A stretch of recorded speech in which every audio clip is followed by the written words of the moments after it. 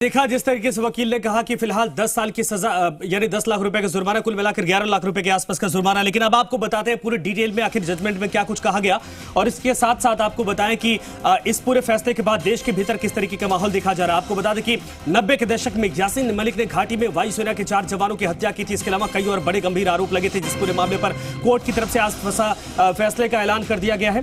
और आतंकवाद के पैरोकार महबूबा मुफ्ती की तरफ से क्या कहा गया, अच्छा जो नाम है पैरोकारों के वो नाम हम आपको बता रहे हैं। शाहिद अफरीदी, इसके अलावा उमर अब्दुल्ला, ये तमाम वो नाम हैं आतंकवाद के पैरोकार। और खास करके इस पूरे फैसले से पहले भी रिएक्शन के आए हैं। शहबाज शरीफ, ये तस्वीर आप देख सकते हैं, पाकिस्तान के जो प्रधानमंत्री इमरान खान, अभी कुछ देर पहले इनका रिएक्शन आया, इन्होंने भी इस पूरे मामले पर फैसले का विरोध किया है। ये तमाम जो पैरोकार हैं इस वक्त यासीन मलिक के साथ खड़े। अब आपको बताते कौन है यासीन मलिक। आखिर आतंकवादी संगठन JKLF का चीफ है, और इसके पहले इसने खुद हथियार उठाए थे, बाद में इसने राजनीति में भी कदम रखा था। लेकिन इसकी मुख्य पहचान यही है कि आतंकवादी संगठन जम्मू कश्मीर लिबरेशन फ्रंट नाम से ये संगठन चलाता था, उसी का चीफ, उसी का मुखिया है। फिलहाल अब ये सलाखों के पीछे पूरे ताउम्र जेल के पीछे रहेगा। बड़ी खबर, 80 के दशक में लगातार इसने माहौल खराब किया और उसके बाद पार्टी बनाई। 1986 में इस्लामिक स्टूडेंट लीग बनाई थी, उस दौरान भी यह पोस्टर बॉय बनकर उभरा था। आतंकवाद का कश्मीर को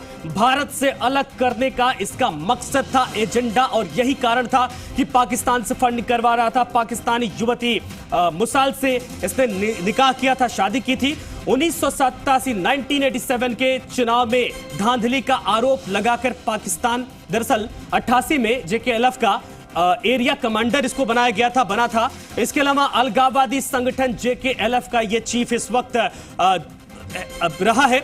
आपको बता दें कि ये इसकी पूरी पहचान रही है। लेकिन इसके अलावा न सिर्फ ये इसकी पहचान के साथ साथ इसके अलावा इसने इतने जघन्य अपराध किए थे जिसको लेकर एक लंबी चौड़ी लिस्ट थी, और यही कारण है कि 8 मामले चल रहे थे। 8 मामलों में बारी बारी से कोर्ट की तरफ से एक-एक करके फैसला सुनाया गया। कई मामले में उम्र कैद की सजा का ऐलान किया गया, कई मामले पर आपको बता दें कि 10,000 रुपए का जुर्माना लगाया गया, 5-5 साल की सजा का ऐलान किया गया है। और इसने 4 एयरफोर्स के जवानों की हत्या की थी, उसमें भी शामिल था। इसके अलावा दर्जनों कश्मीरी पंडितों की हत्या का आरोप भी इस ऊपर, यानी ये आतंक के जल्लाद के चेहरे इसके सिर पर था। तो आपको बता दें कि इस पूरे मामले पर कोर्ट की तरफ से फैसला आने के बाद पूरे देश के भीतर माहौल जो है वो खुशनुमा है। तमाम लोग इस वक्त खुशियां बांट रहे, मिठाई खिला रहे एक दूसरे को। लेकिन तमाम लोगों के चेहरे पर इस बात को लेकर थोड़ी कशक है कि इसको अगर मृत्युदंड की सजा होती तो ज्यादा बेहतर होता। आपने सुना इसके पहले एक शहीद जो जवान थे, उनकी पत्नी की तरफ से जब इस पूरे मामले पर लंबी लड़ाई लड़ने के बाद कहा गया कि मैं खुश हूं, कोर्ट के फैसला का सम्मान करती हूं, लेकिन इसको मौत के बदले मौत मिलनी चाहिए थी। शशि मोहन शर्मा हमारे साथ, हमारे वरिष्ठ सहयोगी जुड़ गए हैं। शशि, वाकई में पूरे देश के भीतर जश्न का माहौल देखा जा रहा है, और फिलहाल दिल्ली समेत, जम्मू कश्मीर समेत राजस्थान में भी कई जगहों से तस्वीरें आई हैं, लोग मिठाइयां खिला रहे हैं। क्या कुछ वहां का रिएक्शन है, लोग क्या कह रहे हैं इस पूरे फैसले के बाद? आतंकवाद के खात्मे की तरफ यह बहुत बड़ा कदम है।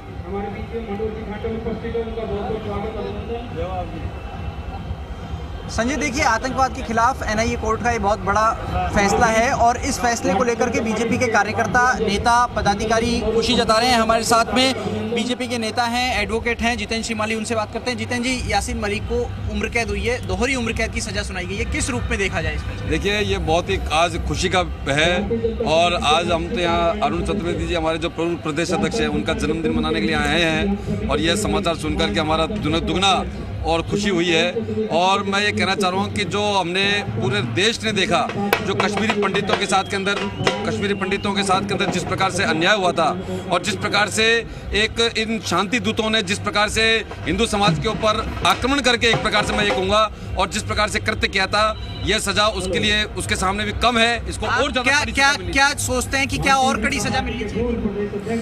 भारत के अंदर इस प्रकार का अगर कोई भी माहौल खराब करता है, कि भारत की अखंडता, संप्रभुता को अगर खराब करता है, तो उसको मेरे हिसाब से कम फांसी की सजा होनी चाहिए।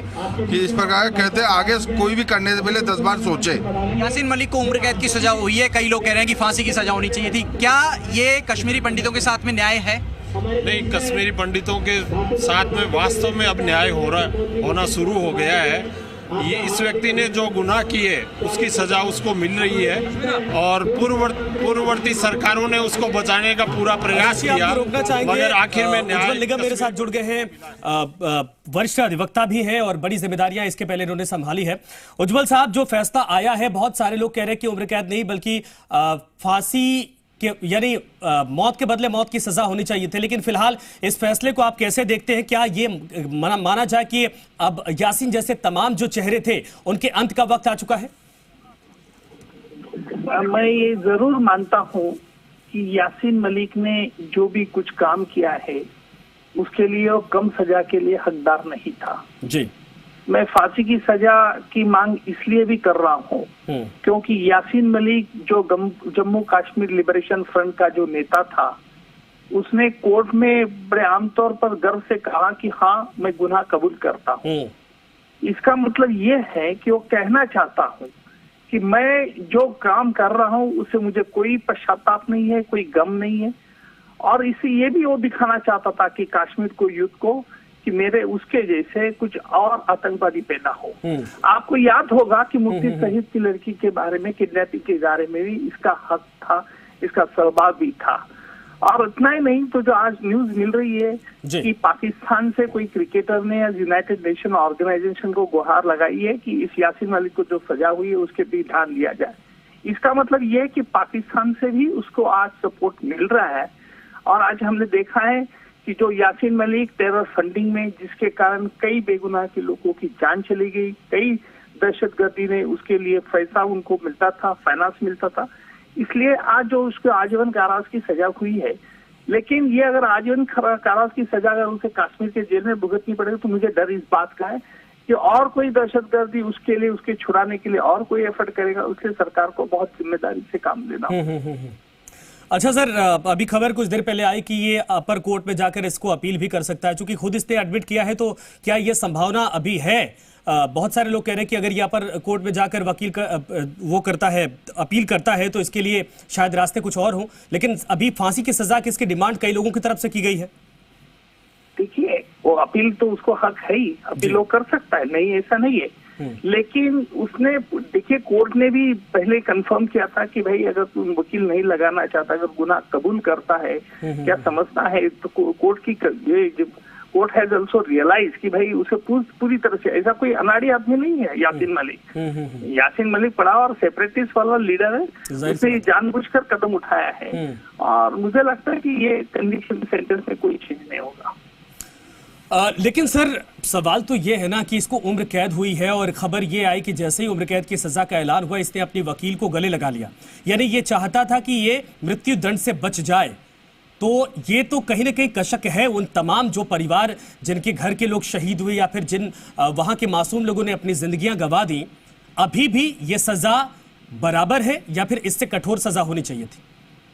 मैं मानता हूँ कि इससे कठोर सजा होनी चाहिए, क्योंकि यासीन मलिक ने कश्मीर, जम्मू कश्मीर सेपरेट भारत से, इंडिया से, हिंदुस्तान से सेपरेट करने का जो उसके एफर्ट्स थे, उसमें कई लोगों की जान भी चली गई। इसके लिए उसको फांसी का सजा ही उसको मिलनी चाहिए थे। लेकिन ठीक है, अभी आजीवन कारावास कोर्ट ने सजा दे दी है, कोर्ट का डिस्क्रिप्शन है, उस पर हम बात तो नहीं कर सकते, लेकिन यासीन मलिक का जो उसने काम किया है वो भी फांसी के से कम नहीं था। ठीक है उज्ज्वल साहब, धन्यवाद हमसे जुड़ने के लिए और अपनी बातों को रखने के लिए। शशि मोहन शर्मा ने भी वहां पर तमाम लोगों से बातचीत की है। सुनवाते हैं कि आखिर जयपुर में जश्न का माहौल किस तरीके से इस पूरे फैसले के बाद लोगों को रिएक्शन किया है।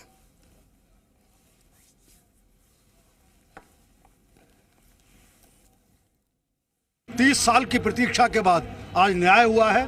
न्याय ने अपना काम दिखाया और न्याय केवल हुआ नहीं है, न्याय दिख भी रहा है सबको।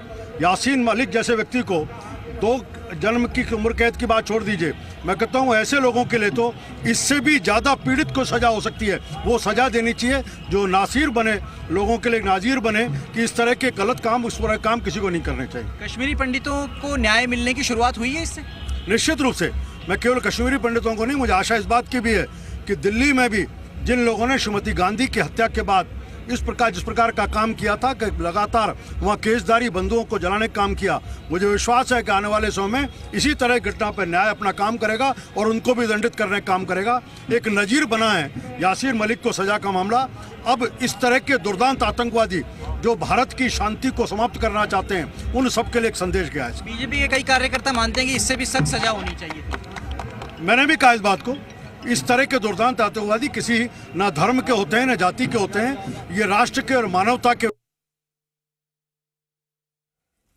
तो आपने देखा इसके पहले जम्मू कश्मीर के बीजेपी प्रेसिडेंट की तरफ से भी कहा गया था कि जम्मू कश्मीर में वो खुद खुशी का माहौल है, लेकिन इस तरह आपने देखा कि राजस्थान के पूर्व बीजेपी प्रेसिडेंट अरुण चतुर्वेदी की तरफ से भी कहा गया कि ये सिर्फ न कश्मीरी पंडितों के लिए एक अच्छी खबर सामने आई है, लेकिन तमाम लोगों के लिए अच्छी खबर सामने आई है, क्योंकि ऐसे तमाम आतंक के जो चेहरे हैं इनका खात्मा होना चाहिए और ये जो सजा है यह भी कम है, इससे भी कठोर सजा इसको होनी चाहिए थी। और बहुत सारे लोगों ने कहा कि भाई इसने तमाम हत्याएं की थी, तमाम लोगों की जिंदगियां चली गई थी, मौत के बदले मौत की सजा होनी चाहिए थी। लेकिन तस्वीरें आप देख सकते हैं, फिलहाल ये कोर्ट रूम में जब लाया जा रहा था उस दौरान की तस्वीर है, लेकिन इसके बाद निकलते समय भी अमूमन ऐसी तस्वीर थी कि काफी सुरक्षा घेरे के बीच में अपनी फाइल को लेकर जा रहा था और तिहाड़ में अब इसको शिफ्ट कर दिया जाएगा परमानेंट कैदी वाले सेल में।